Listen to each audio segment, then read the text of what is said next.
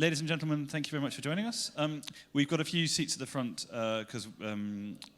so if people can come up and cast aside the reserved signs, and if anyone has a spare seat next to them, just raise their hand, and those at the back can come and join if they want. Otherwise, I will say thank you so much for joining us for our final and obviously best event of the Conservative Party conference. It's something of a tradition on our team that for the last event on the Tuesday, we cast aside the constraints of sponsorship and just go for the most interesting, most conservative, most rousing possible finale to just inject a lovely dose of Toryism straight into our veins. And we are very, very happy to have and honoured to have Jacob here for that. We're going to talk for about half an hour or so, I think, and then we'll raise it open to questions. Jacob, and actually, just about to say, by the way, because this is a joint CPS and CapX show, it will possibly even become a podcast in due course, as well as be going up on a website. And if you happen to be watching via the internet and you can make the conference streaming service work, then, well, congratulations. But also, you are very free to send through your questions to the team, and they will relay them via the miracle of digital technology. But Jacob, thank you so much for joining us. It's my great pleasure to be here. Thank you for having me. I think I might stand up so you can see me. You want me to say a few words of introduction? By all means. Yeah? Well, I think we should all be enormously cheerful. And I know this is the last event that you're having here today. The CPS is a great organisation. It's been an inspirational organisation for conservatism. The flame of Margaret Thatcher, the torch that used to be our symbol, has been carried brightly by the CPS now for many, many years. And we should be really pleased that our side of the argument has essentially won. And yes, we've had 18 months of difficulty. Yes, we've had 18 months of doing things that a Conservative government would never want to do. But there's an ending. Just look around you and see how people are meeting each other. And you know, they actually quite like it. Yeah, it's quite fun, isn't it, to talk to people, to bump into your old friends, to look at an audience and see there are people here you've known for years, and how kind of you to come and hear me bang on again. That's a particular treat for me. But that spirit of friendship that we enjoy in the Tory party is back at this conference, and it's an indication that things are getting back to normal, and that gives us the chance to deliver on what we promised to do in the manifesto of 2019 in the first majority Conservative government of any margin since 1992, or if you want, since 1987. Oh, who was leader in 1987? Ah, there you are, there's the secret, that we are back to being able to do things. And we have an agenda that will do things. Who cannot hear Priti Patel speak and not think that we have an ambitious agenda to ensure that the promises we've made to people are delivered upon? Who cannot hear Dominic Raab speak and be inspired by the fact that we are interested in taking back control of how we are governed, and that we believe it should be done through our sovereign parliament, not by other bodies? And that's what conservatism is about, and fundamentally, we recognize that it is individual effort that leads to success, and that we believe that the individual should be left to make choices for him or herself to ensure that society is built as strong as it can be. We do not believe in the central direction that has been necessary for the last 18 months. And that's why it's been so difficult for us. But why should we be cheerful? Because look at what was leaked about the Prime Minister. At every stage, he did not want to take our freedoms away. He was an advocate for freedom. He was an advocate for liberty. He was an advocate for individuals getting on with their lives, and only acted when he felt he had to. And that bodes well for our freedoms being restored to us as they are being, and as getting back to normal, and as we are now enjoying ourselves as that normality is restored. So as your last event, when you leave, you should leave uplifted and cheerful, even more cheerful when you hear the PM speak tomorrow, but you should enter the hall tomorrow full of hope.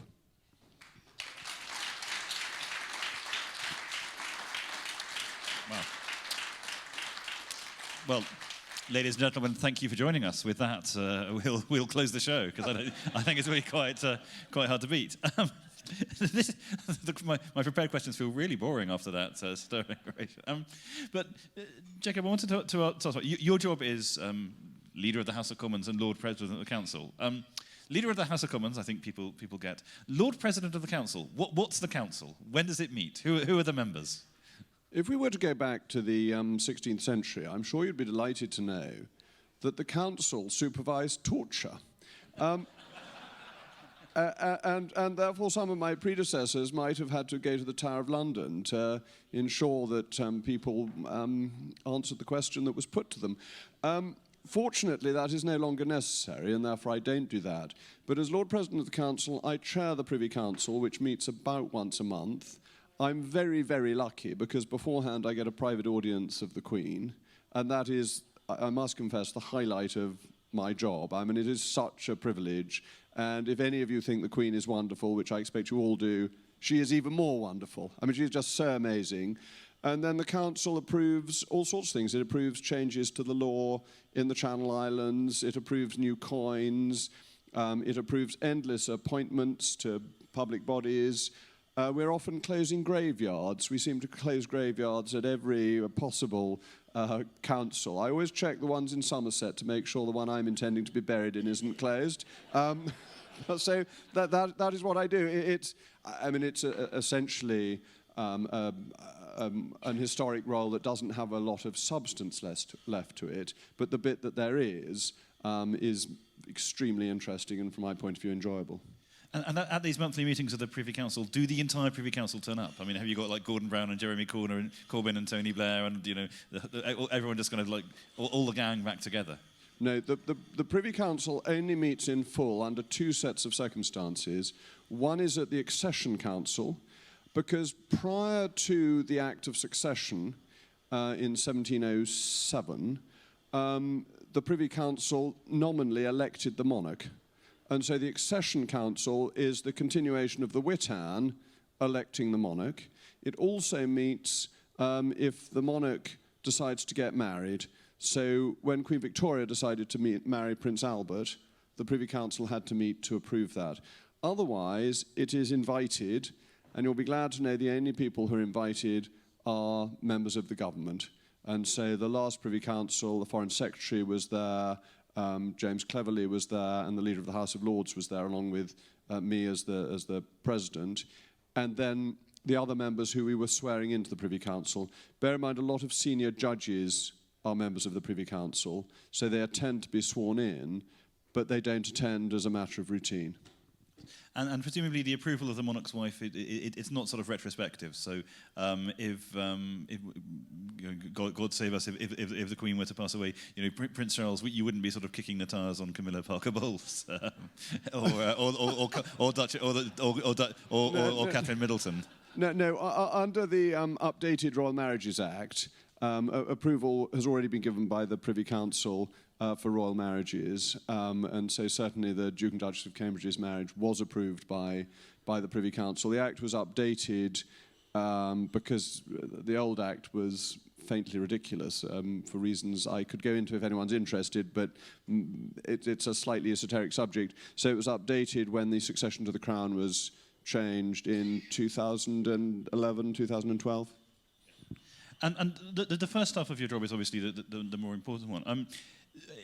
I was struck by a reference to one of your colleagues sort of talking about the wonderful changes he wants to make in his department.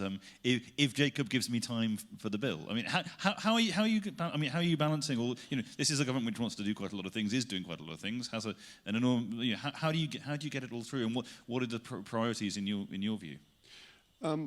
Well, look, I work very closely with the Chief Whip. In many ways, I'm the spokesman for the Chief Whip, that he really decides, and then I just have to put the public face on it to the House of Commons, and very, very closely with the legislative unit in number 10 Downing Street. So whoever said it was up to me to decide was being very flattering and rather exaggerating the degree of control that I have. But what do we need? We need departments to come to us with very clear ideas of what they want to do, the policy clearly formed, and then the ability to turn that into legislation. So there are lots of good ideas that people have, which it may be possible to do already. The powers may exist. We don't want to waste time legislating for things that you can already do. Now, sometimes people want to legislate because it's a sort of virility symbol to say, look, I've got a bill through Parliament. But if the powers are already there, let's not bother. Let's just crack on and do something else. Sometimes you have policy that is half thought through. That won't turn into very good legislation. It needs to be completely thought through and to have reached a good stage of internal development within a department. And then it has to go to OPC, Parliamentary Council, to be turned into law and to slot in with all the other laws that we've passed over the centuries. And that is quite a complex and time-consuming process. But apart from that, you also obviously have to liaise with the parliamentary authorities. I mean, there's two questions, really. I mean, do you think, how has, and you've obviously been quite an advocate for getting back to the traditional way of doing things. How do you think like parliamentary procedure and process will change as a result of the pandemic, for example, by using technology? And do you think Parliament has done itself credit during the pandemic, or were there things you were disappointed by? I actually think Parliament did itself huge credit during the pandemic by managing to carry on at all. That the first discussions I had before Easter 2020, it looked as if we might have a very, very limited Parliament, perhaps just with leading party spokesmen and pairing to make sure that almost nobody was there, possibly not having divisions, but having things agreed so that they would go through. And we decided that that just wasn't good enough and that we had to take the risk of trying to get the technology up and running. And bear in mind, nobody had got a Parliament running remotely before. And the technical problems were really quite difficult, and the team in the House of Commons did fantastic work to get it ready. And initially, we could only go for 2 hours, then we had to pause and have another 2 hours. It was a bit like television when I was a child. It used to switch off half the day. But at least we got Parliament going, and we got scrutiny going, and we got the ability of MPs to have redress of grievance. And that was much better than what they did in 1349 during the plague, which I'm sure you're all aware, Parliament was then cancelled. So we did much better than in the mid-14th century, and I'm very proud of that. You'd expect a certain level of progress since then. Change. Aren't things bad enough already? No. So that was positive. What didn't work was that it just isn't as good as the real thing. And if you watch the speeches that were made, people zoomed in for 3 minutes. They paid no attention to what had been said before them. There was no sense of debate. There was no need to answer any of the points that were made. There was no real ability to hold ministers to account. Answering the dispatch box at question time done by Zoom was so easy because you knew pretty much all the questions that were going to come. Your own side were kind enough to tell you, and the other side, you looked through their Twitter feed, and you had a pretty good idea of what bees they had in their bonnet. And once you'd found the bees in their bonnet, you knew what the honey was going to be. The honeyed words you needed to respond with were going to be. And that's too easy for ministers. It ought to be difficult. Good opposition, good scrutiny makes for better government. And so that is where it didn't work. And you also lost, and you must be feeling this here, I hope, that what is the value of meeting in person at a party conference or in Parliament? It's not always listening to people like me bang on. It is actually there's somebody you needed to speak to. You wanted to catch somebody to come and speak to your association sometime next year. You've grabbed them in the corridor, you've got them to agree, and now you've got your dinner sorted out. And it's all of that that goes on in Parliament. A quick word with the Minister. I'm a huge fan of the Home Secretary. She is the most brilliant and effective minister.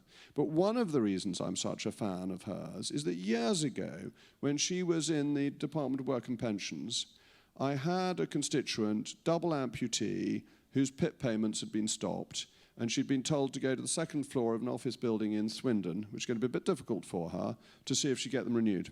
I spoke to Priti about this in the lobby. Priti had it sorted out within 24 hours. That's the sort of thing you get done when you meet face-to-face, which is much harder to do by correspondence or organising a meeting or any of those things that formalise it. It's just that informal ability to get things done, which we lost during the pandemic. But looking at Parliament now, I mean, it's almost like if you focused a camera on the Labour benches, you would be convinced that we're still in the thick of a pandemic. It's face masks everywhere. If you focus a camera on the Tory benches, you'd think that life was completely back to normal, like there's not a mask in sight. I mean, although I'm told apparently at the Labour conference itself, there was not a mask in sight. I mean, that surely can't continue, that kind of divide, or is it just a piece of theatre on their part? Oh, it's a piece of theatre on the socialists' part. People have been telling me, indiscreet journalists have been telling me about the Daily Mirror's party at the Labour Party conference, where they're all squeezed in, not a mask in sight, and possibly a glass or two of sherry was taken, a little tincture to keep them going. So I think they're doing it because it is in their interests to try and accuse us of getting back to normal too quickly. But we were right to get back to normal as quickly as was reasonably possible. The state did not have the right to control our lives a day longer than was necessary. It couldn't do it because it was convenient, it had to be necessary. But the socialist always wants the state to control things for the sake of convenience. Okay. But do you worry that the British public and indeed maybe even British businesses have got too used to being told what to do, as the opinion polls seem to bear out? I'm tempted to say you tell me, but that may not be the answer you want. I wouldn't always believe opinion polls. Now, some politicians say they don't look at opinion polls. That's never true. Every politician is obsessed by opinion polls. They are extremely interesting. But when it was fascinating with masks, when it was first not compulsory to wear masks, there was an opinion poll that said 95% of people still wanted to wear them. And you then went about your daily business, and you saw that at least 50% of people had stopped wearing them. So where did this 95% come from? Okay, let me ask you, ladies and gentlemen, who here, hands up, wants to be a good person? Well, there are one or two exceptions, but most of you... I'm keeping my hand down as Tory scum. Well, that altogether. But you see, you will answer that sort of question the way you think you ought to answer it. I think it was fascinating with people being asked, did they favour the strictures of the lockdown? And you were getting 70% saying yes. But other than, I think, members of Parliament and journalists, I got the impression that a lot of people were interpreting them in their own way. Let's put it like that. They weren't breaking the rule, but they were easing them at the edges. But that wasn't what they were saying to opinion pollsters. And I think government is about understanding what people think and recognising what they really mean by what they say to opinion pollsters. Dare I say, it's like opinion polls that say people would like to pay more tax. It's not very often true when the reality hits. I think we were going to get on to that. One more quick question about your sort of sphere of influence. The refurbishment of Parliament. What's happening there? It seems like there was a plan for everyone to run away and then billions to be spent, and now it seems we haven't heard much about it recently. Okay, my concern is twofold. One is the building should be protected, and one is taxpayers' interest should be protected. We are getting on with the key works. A huge amount of work has been done on fire safety. There is an amazing system, mist system, in the basement to try and stop a catastrophic fire, and that's been really important work, and that can actually be extended, which I'm strongly in favour of. The cast iron roof has been repaired, other works are continuing, but the big decant has not yet gone ahead, isn't scheduled to go ahead for some years. But I'm very nervous about decant, not in and of itself, but because I think if we go out, it allows almost carte blanche for the expenditure on the palace. And I've heard figures of 10 to 20 billion pounds being bandied about. Well, this is another opinion poll question. Who here wants to spend 20 billion pounds on giving MPs a gin palace? You could build a quarter of a railway for that. You could build a quarter of a very splendid railway for that, yes. Isambard Kingdom Brunel could probably have done several railways for it. But we've got to have an eye to the amount of money that's being spent. And what we need to do is replace the wiring and redo the plumbing. We really don't need to put in an underground level so that the lorries coming in delivering the food don't get seen on the ground floor level. That just seems to me extravagance. We don't need glass-covered courtyards so that MPs can have a cup of coffee. I mean, I can have a cup of coffee in my office, thank you very much. I don't need a courtyard to do it. And that's where we've got to bear down on the extravagant costs. Speaking of extravagant costs and bearing down, you've been one of the more outspoken members of the cabinet and the government on the issues of tax. I mean, obviously you voted for the rises, but is it a case of thus far and no further for you?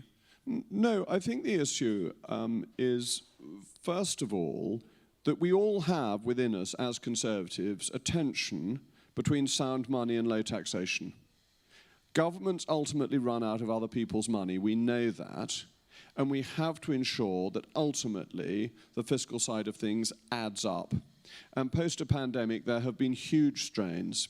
And therefore, I completely understand why, as in 1981, people are saying one of the things you have to do to make the books balance is to increase the level of taxation. On the other hand, even with much higher rates of taxation, the economy has almost never sustained levels of taxation above 38% of GDP.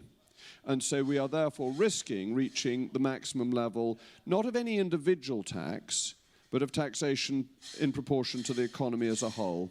And therefore there is this very active tension between sound money and low taxation. And that is an issue for the country, let alone for the government. So I'm going to continue trying to tempt you to create news in some, or commit news, I think is the thing. How worried are you about inflation and the state of, and the supply side pressures that are coming through in the economy, and indeed the wider, I mean, I hate to use this phrase in front of a gentleman like yourself, but what's been called the effing crisis, energy, food and fuel? Well, I think whenever governments have printed money, which is what quantitative easing is, that has created an inflationary risk. And we have managed to print money since 2008 without there being any inflation. And we need to be very careful not to be lulled into a false sense of security. You cannot go on printing money forever without there being an inflationary pressure. And yes, we want higher wages for people working in this country. The aim of the government must be to help people improve their standard of living, and that does mean people being paid more, ultimately, but it has to go hand in hand with productivity. If pay simply rises on its own, the pay rises will be eaten up by costs being passed through. Bear in mind, all business ultimately has to get its money from the consumer, and that every business model will consider, if I invest in the UK or in the US, how will I get the return?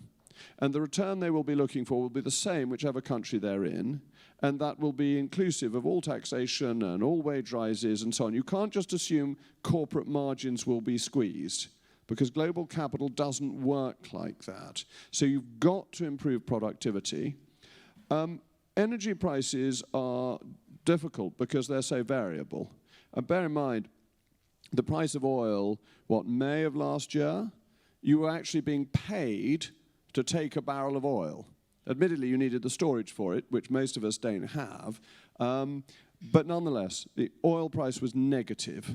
It is now back over $80 a barrel. Do I have any idea where it will be in a year's time? Not a clue. I guess it won't be the same price it is today, but that's the most I can forecast. So the effect that will have on inflation is unpredictable. Wage pressures have to go with productivity, and quantitative easing cannot go on forever. That's not to say you need to withdraw what is currently there, but adding to it must become increasingly risky. So you mentioned business there, and it's quite easy to forget, given your long political career, that you were before this an extremely successful businessman and finance on the financial side. Do you think that the government is doing enough to support business? Because one of the sort of threads of this crisis has been the business basically being blamed for becoming dependent on cheap labour, which sort of echoes of the kind of F business language that we heard during the heights of the Brexit arguments. Yes, the only F word I know is floxy-nocky-nihilipilification, but clearly, perhaps there are more Anglo-Saxon words that people know that begin with F. I think we've got to differentiate between business and the business lobby. The European Union, to my mind, was a failure because it was in favour of the producer against the consumer, and it was in favour of the incumbent against the challenger. I'm in favour of free markets, which lead to businesses succeeding and new businesses coming along, and I'm in favour of governments providing the conditions where businesses can compete fairly and can do well on a competitive basis. The business lobby always lobbies for the incumbent to protect them from competition. So whether that is cheap labour, whether it is tariffs, as the European Union has, whether it is an extremely heavily regulated system, as the European Union was providing, the business lobby always goes for the interests of the incumbent, not of the challenger. Government should be supporting the challenger because it's the challenger who stops monopolistic pricing practices, keeps prices down, makes new businesses flourish, and helps the consumer and raises our standard of living. So we're pro-business, but we recognize that the business lobby is doing something very specific, something perfectly honorable. It's not wrong of them to do this. We're all entitled to lobby for our own interest. But that is not the interest of the consumer.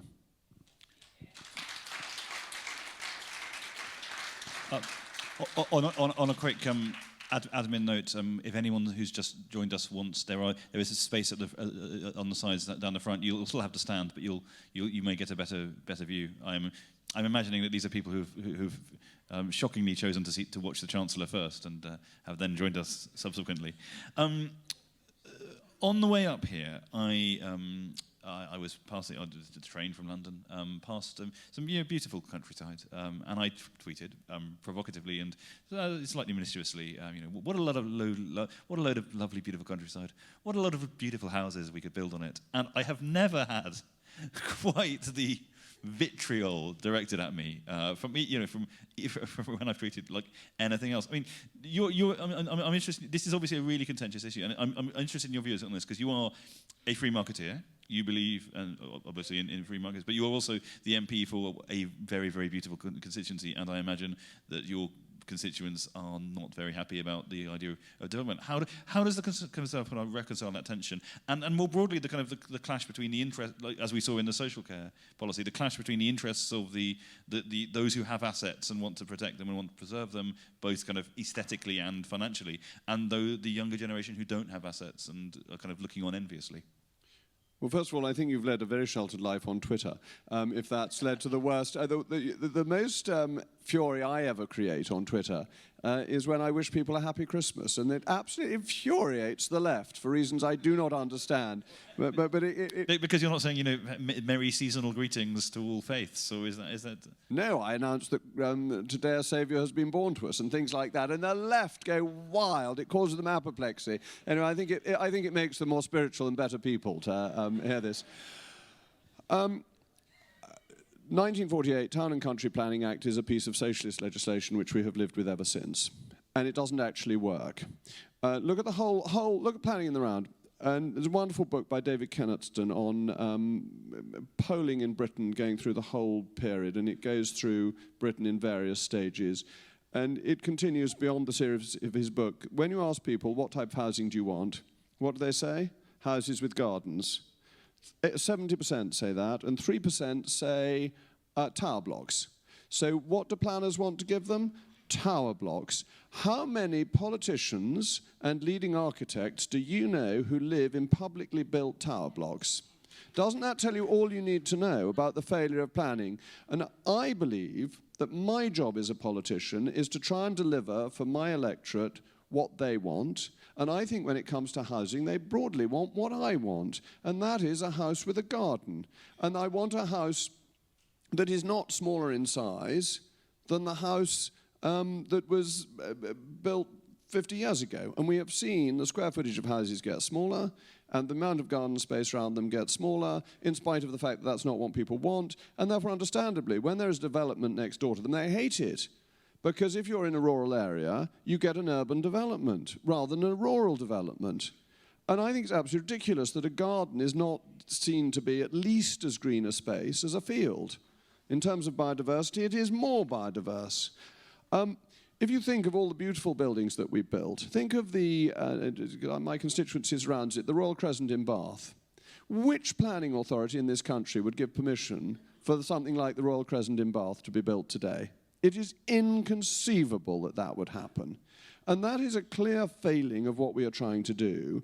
And I think we need beauty. We need to deliver what people want. And then I think you can have a conversation with voters and you can say, look, we're not going to destroy your view. We're actually going to improve it by getting rid of this scrubland or this old industrial site and build something beautiful. And yes, we may use an acre or two extra of greenfield land to give people gardens, but they will be beautiful gardens with roses growing in them and delphiniums and all sorts of other flowers that I can't remember because I'm not very good at that sort of thing. But it's providing for people what they want, not what we think is good for them.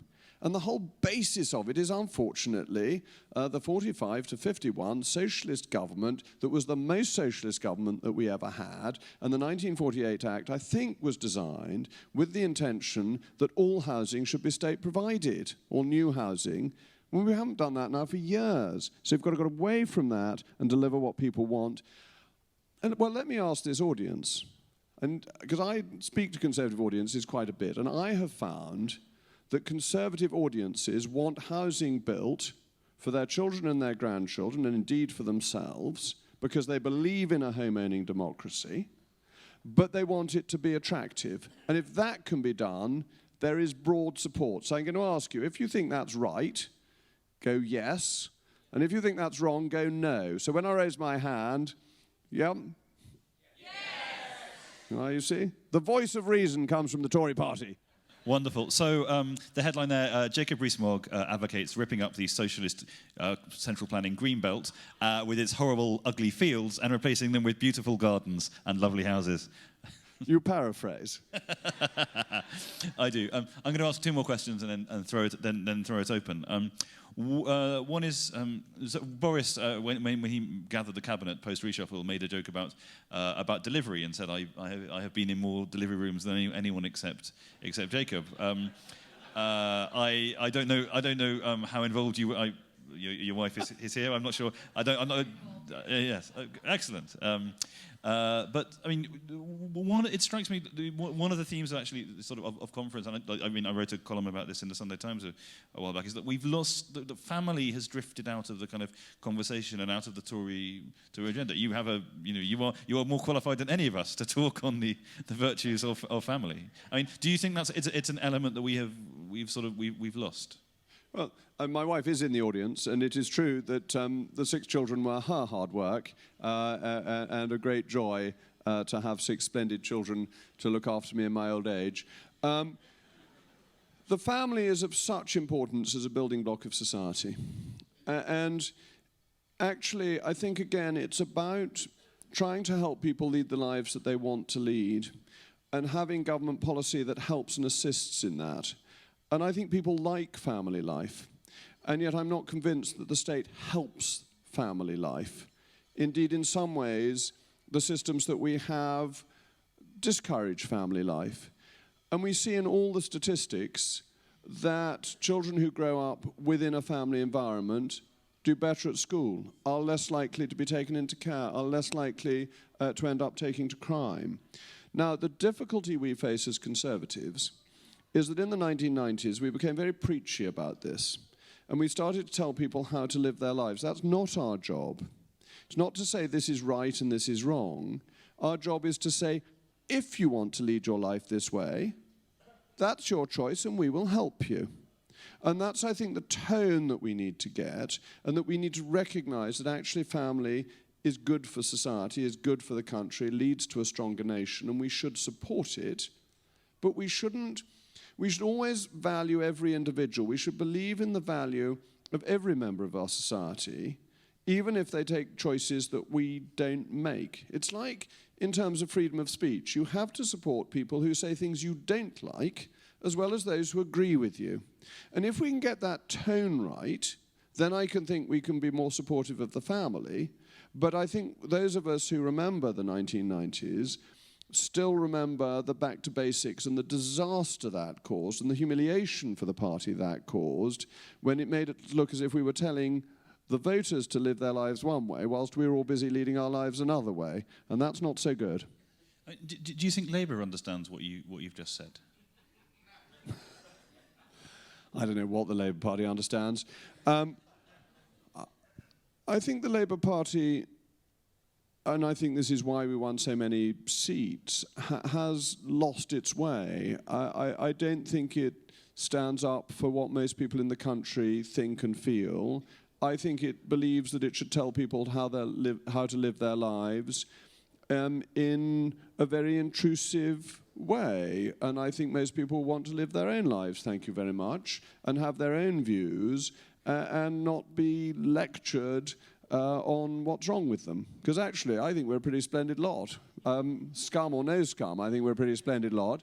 And I don't want to be told by socialists that there is something wrong with the way I choose to lead my life. And I think that's why they've alienated so many people. Well said. The one final question, and then we'll throw it open to the floor, is you were pictured a few weeks ago going down the world's fastest zip wire in immaculate tweed suit, I should say. Is it now added to your list of leisure activities? Will you be a regular customer? The zippity-doo-dah, zippity-day. It was great fun. I would recommend it to you all. You go really quite fast, and it's all perfectly safe. You get a wonderful view. I thoroughly enjoyed it, and I can't think why anyone would wear anything other than tweed to go down a zip wire. It was very interesting. I was visiting some sheep farmers earlier, and they were saying to me there was no use for their wool because nobody wore wool anymore. Well, I was dressed head to foot in wool, so other than my shirt, which I suppose was cotton. But nonetheless, let's support our farmers, wear more wool, wear more tweed, and go down more zip wires, and life will be better and happier.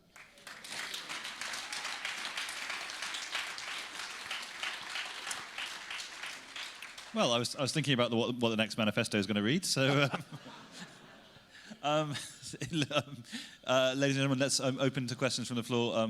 My colleague will.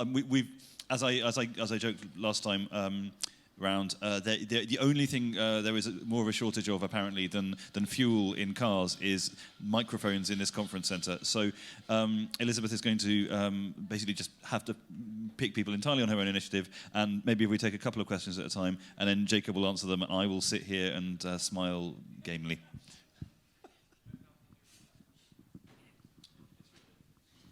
Hello. Referring back to what you said about sort of building houses with gardens, etc., do you think it's important to keep sort of the traditional British architectural style of the houses? Obviously, a lot of the houses built at the moment are very samey. They don't have much character.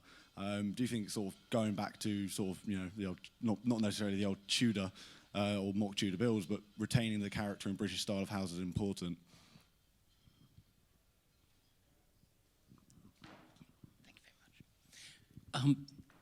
I was very charmed on YouTube to see the gracious hospitality you extended to Jess Phillips, and I've wondered how the relationship has blossomed. But if I cheekily may add another question, on the subject of the Houses of Parliament, the ancient Icelandic Parliament only met for 3 weeks in the summer outdoors, and that perhaps could save us 12 billion.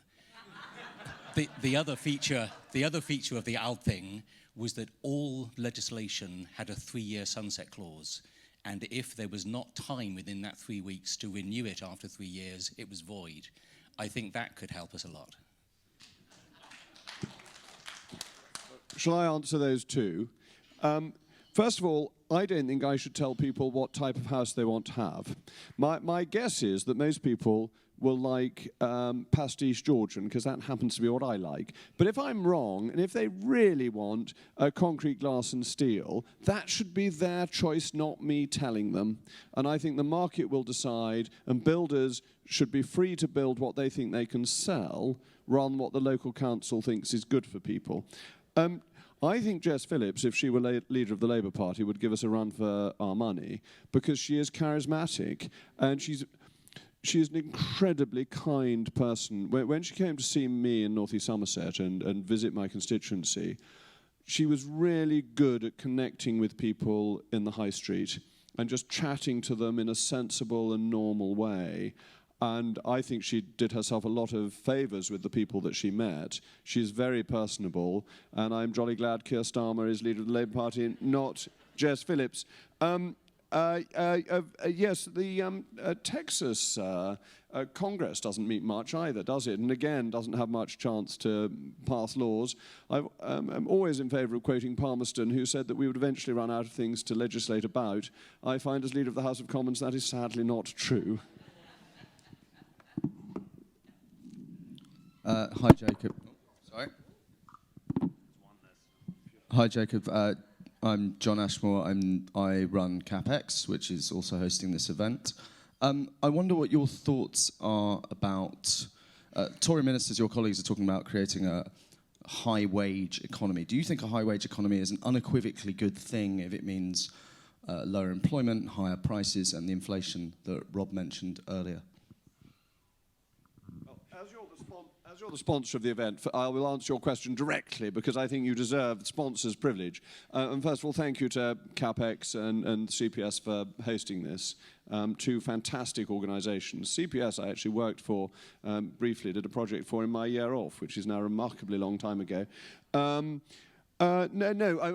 Look, we want a high-wage, high-skilled economy that is extremely productive. The high wages that are destroyed by inflation aren't high wages.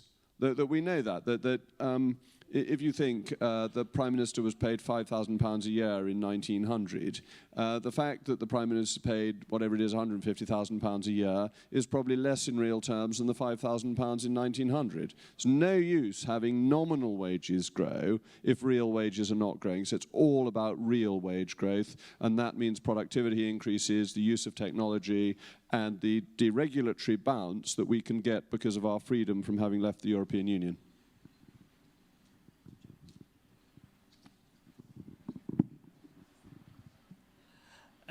Do you think the Coronavirus Act has undermined the integrity of the rule of law in the UK? Aside from Jess Phillips, who else in Labour do you think would give us a run for our money? Returning to the question... Oh, sorry. Oh, sorry, we're having a third. Well, let's have a third, that's fine. Returning to the question of housing, whilst the market can deliver in many areas, if you live in an area which is very popular for tourism, very popular for holidays, the local population can get completely priced out of the market building Georgian houses with gardens which are bought by other people. What's your resolution to that particular issue? Well, first of all, thank you for those three questions. No, the Coronavirus Act entirely works with the rule of law because it was Parliament passing laws that were then enforced through the courts. It was a proper constitutional process. I mean, you may not like what the Coronavirus Act did, but it was certainly done in a lawful and constitutional way. And as it will fade out, and it will be renewed for another 6 months when Parliament's back the week after next, but then next March it may well not be renewed. It is time limited for an emergency. I think that's perfectly reasonable. Who else would give us a run for our money? I'm not sure Angela Rayner would. She's quite spirited, but I just wonder whether mere abuse is an effective political tool. I don't mind mere abuse. I think it's quite fun. And as I pointed out before, the thing is the scum always rises to the top. So we've got nothing much to complain about. I mean, there are some capable people. I mean, John Ashworth did a very respectable job shadowing Matt Hancock during the pandemic. I mean, I always thought, this will really shock you all actually, he's no longer in Parliament, but I always thought Ed Balls was very effective. Highly intelligent, interesting, amusing man, and underrated by the Labour Party. So there are a few names for you. I have a nasty feeling that whoever I recommend, I'm sort of pointing the finger of doom at, because it seems to me highly unlikely the Labour Party would listen to me. Well, it was other than Keir Starmer. Keir Starmer is clearly a better leader than Jeremy Corbyn. And he is making the Labour Party a respectable party again. And that's actually rather a good thing, because we need an opposition. An opposition leads to better government. We need to be kept on our toes. I'm a great believer in politicians having their feet held to the fire. That's why I like Brexit, because I think we should be answerable to you for what we do. We shouldn't be able to say, oh, nothing to do with me, let's blame those people over in the EU. We should say, oh yes, we could repeal that law, why don't we get on and do it? And so I think a strong opposition is good for the body politic. I'm afraid in terms of destinations that are popular for tourism, I would back the free market. I think that visitors going takes money into regions, gives them an income, gives them a degree of prosperity, and that, yes, you may need to build some more properties, but this is one United Kingdom, and I think people should be free to live wherever they want to live, and people should be free to have as many properties as they want to own. I believe in the rights of property ownership, which I think is a pretty traditional conservative view. So I wouldn't want to put restrictions on property ownership.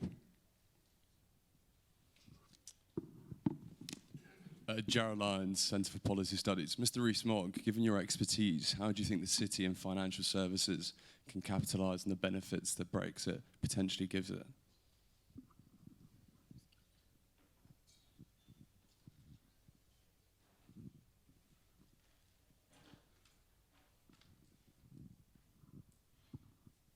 Hello, I'm a newly elected councillor, and I was quite looking forward to the possibility of having hybrid meetings.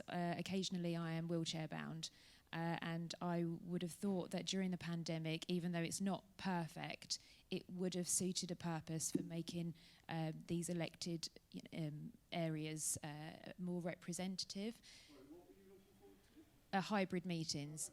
So do you think that us going back to just meetings in person is now making it impossible for disabled people to become elected?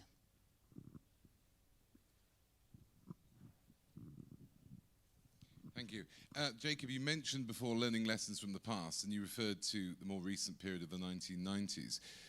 Would you agree with me that there are lessons to be learnt from the 1950s Macmillan era of the mistakes we made then? I'm thinking particularly in terms of losing control of the money supply in the economy, and the other thing would be in terms of building back better, we ended up just creating vast amounts of dependency housing that people didn't actually own themselves. Would you agree that we can learn something from the pitfalls of that period? I can't imagine what parallels there are with a populist Aldertonian Prime Minister expanding the Tories' appeal to the working classes by spending lots of money against the wishes of his fiscally sounder Chancellor. I think we should move on from little local difficulties. First of all, as a city expansion and Brexit, I'm very nervous, Jared. You know far more about this than I do, and I'm going to be in the situation of teaching my grandmother to suck eggs. But, as you've asked me, we've got to look at AIFMD and MiFID II. We want businesses to be able to set up, and I speak with some experience because I set up a financial services business in 2007 when it was extraordinarily easy. It was a very straightforward process. It is now much more cumbersome and complex. And if we are to be an area of financial services growth, we need the competitors. It's what I was saying earlier about the EU favouring incumbents. The regulation that came in favoured incumbents over challengers. This was even worse in the Solvency II regulations, which if you were an incumbent, you could produce your own calculation for capital, whereas if you were a new startup, you had to follow the basic calculation for capital requirements. Now, nobody came up with their own requirements for capital that were higher than the basic requirements, did they? I mean, just obviously they wouldn't. So an incumbent had a lower capital requirement than a challenger. Therefore, you had an automatic barrier, a cost barrier to a challenger coming in. That's what we need to look at to ensure that we have competitiveness. Hybrid meetings, no, I think people need to meet in person. I think disability access is extremely important, and it's one of the things I hope to see improved by restoration and renewal in the House of Commons. That is part of the programme. But I think that councils need to meet in person, Parliament needs to meet in person, because that is the way to get the business done most effectively, and to carry out the proper representative duties that people who are elected have to carry out. And then 1950s inflation and home ownership. We want to encourage home ownership. So whatever we do in terms of building and updating planning, we must focus on home ownership. I prior to the pandemic, went to speak as often as possible as practicable, really, to schools and universities. And I would always ask them who wanted to own his or her own home by the age of 35. And almost never was there a single hand that went up that wasn't saying that they did. And I would then ask who thought they would own their own home by the age of 35. And I'm afraid to say, except at Oxford and Cambridge, the number of hands going up was pitifully small. We have to be able to deliver for people home ownership. So what we build must go into ownership rather than state schemes. Do I see parallels with the 1950s? No, I think Boris Johnson is the Disraeli of our time, because I think he recognises his job is to improve the condition of the people, and that is what this government is focused on doing. And what Disraeli did, I think Disraeli is a much underrated politician. Having been the great hero of the Tory party, we now seem to think that Gladstone was better, which is a grave error. Gladstone was an old humbug, really. And Disraeli really delivered. And he trusted the people. Like the Prime Minister, the 67 Reform Bill is like Brexit, because it's saying, I trust the people. And the more people I give the vote to, the better I can do, because I can deliver for them. And then he delivered a programme that was patriotic and freedom-loving and improved people's standard of living. That's what we're trying to do. So you're far too modern for me, going to the 1950s. We want to go back to the 1874 election. But can I ask, which of them was the better novelist? Disraeli or Gladstone? Disraeli, obviously. No, I know. The Prime Minister is, of course, brilliant at everything he does, but I think you have to give the blue ribbon as a novelist to Disraeli. Hi. I'm Alice, Deputy Editor of CapX, and I was interested that you described Parliament as a gin palace for MPs, but of course there's thousands of staff who work there, many of whom have, suffered bullying and harassment, and who don't really have confidence in the recourse scheme. So I was wondering what you're going to do to help them. Well, thank you. I am, once again, going to allow privilege to the sponsor and answer that, also because it's such an important question and relates directly to my responsibilities. I said I didn't want it to become a gin palace for MPs, not that it was a gin palace for MPs. There has been a really big effort within Parliament to change the culture for the better. And this is partly about reminding people of the standards of behaviour that are expected, though you would have thought that MPs didn't need reminding, being in the glare of publicity. But it's also about making people who are badly treated feel that there is a route to complain. And I think the ICGS system that has been established is robust and fair, both to the complainant and to the person complained about, to try and reassure people that if they are harassed or bullied, it will be taken seriously. I have had individuals come to see me who have complaints, and my advice to them has been, please go and use the system that has been set up. The tendency historically was for somebody to have a quiet word, and a quiet word to try and smooth things over. That world has to go. It doesn't work. It doesn't reassure people. And you see, I think, a big change that there has been a case recently, the MP for Delin, who was suspended. The complaint was made against him within a very short time of his being elected. We then had the next report, which was against the former MP for Leicester, the complaint was 20 years old. What we have to make sure is that complaints are dealt with soon and effectively and answered to reassure people that things will happen, not to allow them to fester for decades, creating an atmosphere where people feel there's no point in complaining because nothing will happen.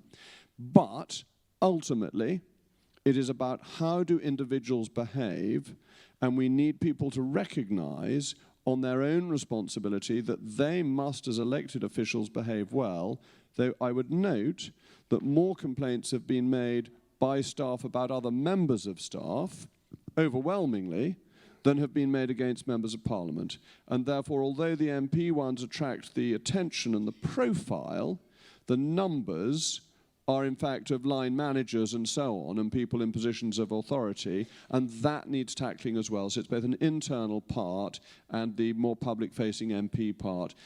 It is improving, but it takes time. Hi, Jacob. Thank you for your time today. My name's James Vitale. I'm the president of the Cambridge Union. We're the oldest free speech society in the world, slightly older than the institution at Oxford that you were involved with. Firstly, what do you think we can do to promote free speech and diversity thought and the spirit that underpins those things on the campus? And 2, will you come and speak to us after Christmas? But perhaps a bit more about Disraeli and Gladstone.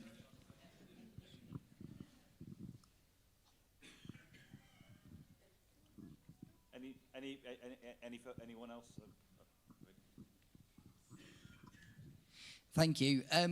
Now that we talk about Britain engaging in a sort of a new global era and talking about global Britain, do you think we need to have a more renewed focus on the Commonwealth and perhaps not neglect some countries that are perhaps feeling like they're being forced into the warm embrace of China?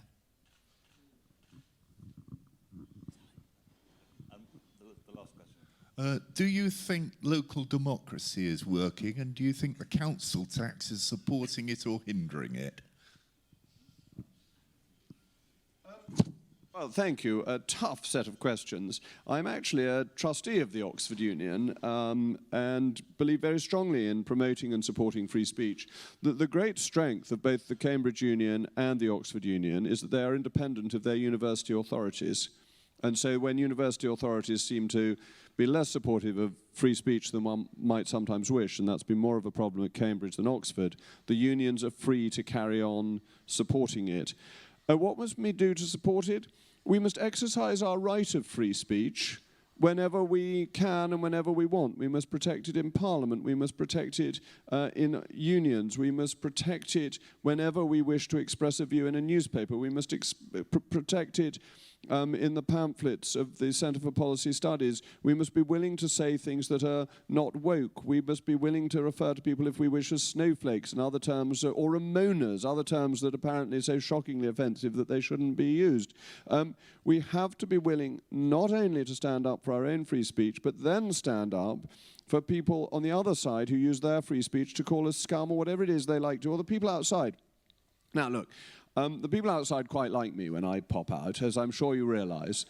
Well, you're quite tall. It's an easy target. Easy target. But they have a right to be there. We are a free country. They are absolutely entitled to be outside there and express their views. And we shouldn't run away from them. And we shouldn't try and think that the police should move them on, and actually the police seem to police them extremely sensibly. I saw old Steve Bray today.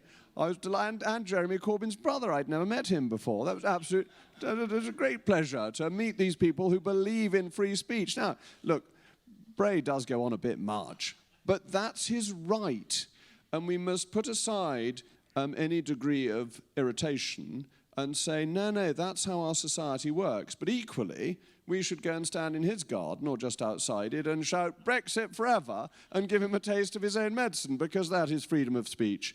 As regards to speaking engagement, I came to the Cambridge Union just before the pandemic, and so I'm very flattered to be invited again, and if I can, I always enjoy speaking. It is an honour to speak at what I think of as the elder brethren of the Oxford Union. Global Britain, Commonwealth, China. Gosh, you saved up the difficult questions for last. Yes, we should definitely work with the Commonwealth. I'm really pleased with what we're doing with AUKUS. I think that is showing that we are looking beyond the narrow European sphere. I'm absolutely delighted that a Royal Naval vessel has passed through the Straits of Taiwan to show that we believe in keeping international waters open, we believe in the freedom of the high seas, and that we recognize we have interests around the world. I think our relationship with India could be our most important foreign relations relationship within the next 50 years. It could potentially be even more important than our relationship with the United States. And we have to recognize that the totalitarian communist regime in China is not always going to share our interests. And we have to watch that extraordinarily carefully. I'd better leave further questions to the Foreign Secretary, otherwise people might complain. Then local democracy and the council tax. There's never been a good system for funding local government. I mean, the rates were got rid of because people hated them, and the poll tax led to riots, and therefore we moved to the council tax, which is better than either the poll tax or the rates. But do all of us love paying our council tax when the bill flops on our mat? Who here likes paying the council tax? We are a good Tory audience, aren't we? And you realise I'm not from Moray, and therefore I don't want you to say how much you like paying taxes. So I think it is as reasonable a system as you could expect. Local democracy is as strong as the people who go into it. And that, ladies and gentlemen, is up to all of us.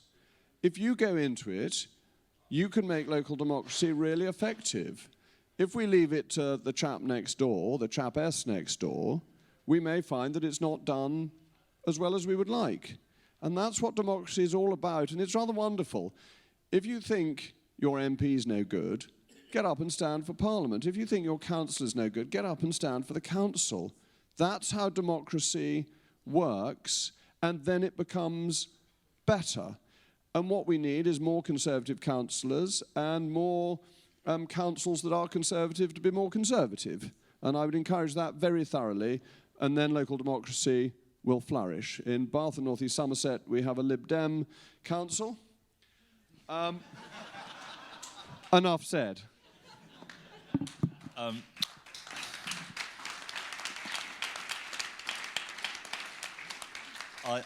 I wish we could go on for hours longer. This has been genuinely the most enjoyable panel of our entire time on the Fringe, and covered an enormous range of issues, and very thought-provoking. As I mentioned, this is our last panel, so please, on your way out, strip bare the CPS stands, take our reports, take our bags, take our beer if we have any left. And obviously, please follow the CPS on Twitter and Instagram and Facebook and all the rest of it, and follow Jacob as well for more ziplining activities. But I'd like you all to join me, first of all, in thanking Jacob Rees-Mogg, and second of all, in Steve Bray's garden in, let's say, a week's time.